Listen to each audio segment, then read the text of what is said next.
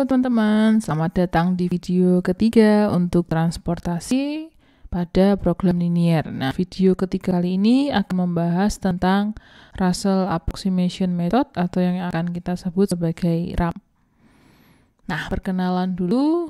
Russell Approximation Method ini metode untuk menentukan solusi awal dengan pendekatan selisih biaya terbesar antara biaya distribusi masing-masing sel dengan distribusi atau biaya distribusi terbesar pada masing-masing baris dan kolom di mana sel itu berada.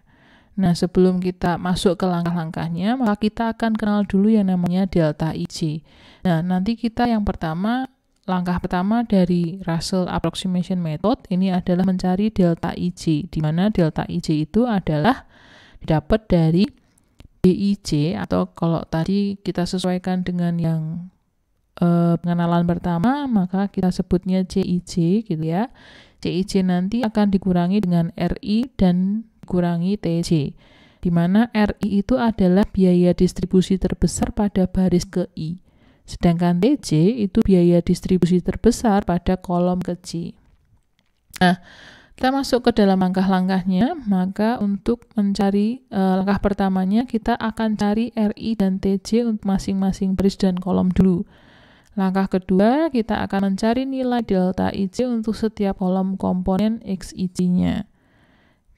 Kemudian yang ketiga, pilih AIJ-nya atau delta IJ-nya yang paling negatif. Nah, yang paling negatif itu nanti kalau ada yang kembar, maka kita akan pilih biaya distribusi yang paling kecil. Nah, kemudian kalau nanti kita setelah milih biaya yang distribusi paling kecil, kita akan memaksimalkan XIJ dengan mengisi sama seperti tadi minimum dari SI dan DJ.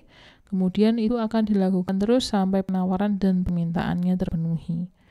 Nah, langsung ke RAM atau Russell Approximation Method. Langkah yang pertama tadi adalah dengan mencari nilai RI dan TJ. RI itu adalah biayanya yang paling maksimum untuk baris ke-1.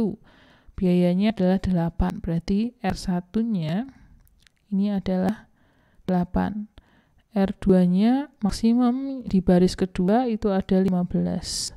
Maksimum yang ketiga itu ada 10. Nah, kemudian T1-nya kita akan cari maksimum biaya untuk kolom pertama. Berarti di sini ada 15, T2-nya kita punya 10, T3-nya kita punya 12. Nah, kita akan hitung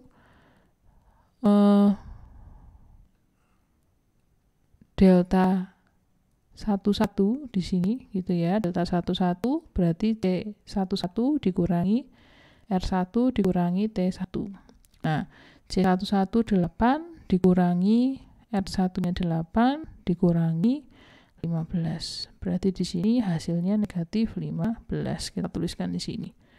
Balikpapan juga sama. Berarti Balikpapan kita punya delta 12 berarti C12 dikurangi R1 dikurangi T2. Nah, C12-nya adalah 5 gitu ya. 5 dikurangi R1-nya 8, T2-nya 10. Berarti kita punya negatif 13. Dan seterusnya nanti kita akan lakukan sampai terakhir. Makassar berarti kita punya 6 kurangi 8 kurangi 12. Berarti negatif 14. Yang di sini 15 kurangi 15 min 15. 10 kurangi 10 kurangi 15 juga 12 kurangi 12 ini juga min 15. Ini 3 kurangi 15 kurangi 10 berarti min 22. Ini 9 kurangi 10 kurangi 10 10 kurangi 10 kurangi ini ya. Oke, nah setelah langkah pertama selesai, kita mencari delta IJ-nya. Langkah kedua tadi adalah mencari delta IJ yang paling kecil atau paling negatif, yaitu ada di Semarang ke Surabaya. Nah, Semarang ke Surabaya kita akan maksimalkan pengirimannya dengan memilih minimum dari D1 dengan S3. Nah, berarti antara minimum 80 dengan 150, di sini otomatis 80. Nah, sama seperti tadi. 80 berarti persediaan Semarang sudah habis gitu ya. Berarti untuk Semarang sudah tidak akan kirim mana-mana lagi. Kemudian permintaan Surabayanya jadi masih 70. Nah, setelah itu kita akan pilih lagi yang paling kecil. Nah, tapi sebelumnya ini ada banyak gitu ya, 15-nya ada banyak. Nah, negatif 15 ada banyak, ada kembar, maka kita akan pilih yang biayanya paling kecil. Biaya paling kecil antara 12, 10, 15, dan 8 itu adalah yang 8 gitu ya. Berarti kita akan mengisi untuk Jakarta Surabaya dulu. Nah, Jakarta Surabaya dimaksimalkan dengan memilih minimum dari D1 dengan S1. Minimum 70 dan 120 itu adalah 70. Nah, berarti di sini permintaan Surabaya sudah 0. Kemudian persediaan Jakartanya masih bersisa 50. Nah, berarti Medan Surabaya ini sudah tidak bisa kirim lagi. Nah, berikutnya lanjut. 15 itu ya. Kemudian kita lanjut lagi ke negatif 15 berikutnya. Nah, negatif 15 berikutnya dengan biaya terkecil yaitu ada di 10 gitu ya, Medan Balikpapan. Berarti kita akan maksimalkan pengiriman Medan Balikpapan dengan memilih minimum 70 dan 80. Berarti di sini kita isi 70. Nah, di sini berarti permintaan Balikpapannya sudah 0. Terus persediaan Medannya masih ada 10. Lanjut lagi ke negatif yang paling kecil lagi, yaitu masih di negatif 15. Berarti kita akan isikan di Medan Makassar, yaitu minimum dari 10 dan 60 adalah 10. Medannya persediaannya sudah 0. Terus permintaan Makassarnya jadi masih ada 50.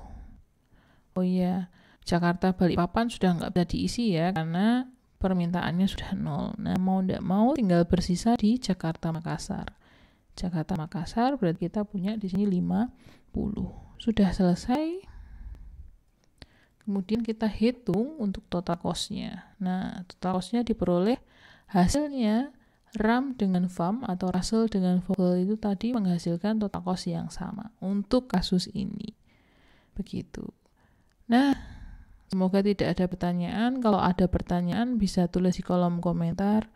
Nah, video yang keempat, video berikutnya nanti akan membahas untuk optimasi dengan stepping stone. Terima kasih.